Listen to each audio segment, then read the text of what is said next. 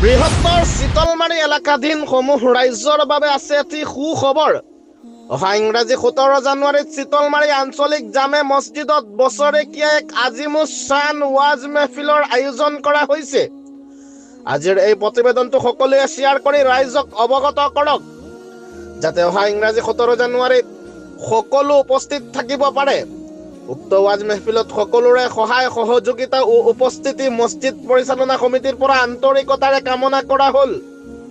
উক্ত ৱাজ মেহফিলত প্ৰধান অতিথি হিচাপে উপস্থিত থাকিব শ্বেইখুল হাদিছ মুফতি মুকিবুৰ ৰহমান আজহাৰী চাহাব, সভাপতি অসম ইছলামিক গৱেষণা কেন্দ্ৰ।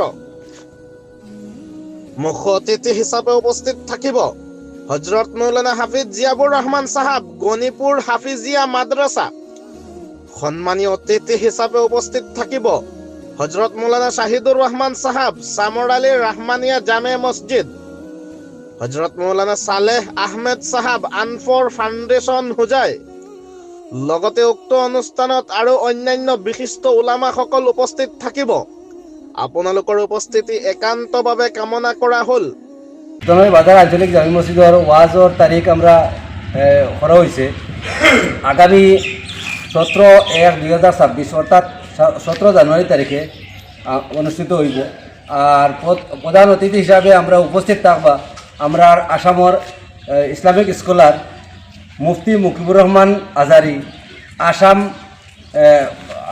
ইসলামিক রিসার্চ সেন্টার অর্থাৎ মানে আসাম স্কলার, আমরা আসাম ইসলামিক স্কলার। গতিকে সারা এই অঞ্চলের রাইজরে আমরা দাওয়াত দিয়ার আগামী 17 তারিখ উপস্থিত থাকবা। আর আমরা আপনারা থাকবা বলে আশাবাদী ওখানে আমি শেষ করলাম।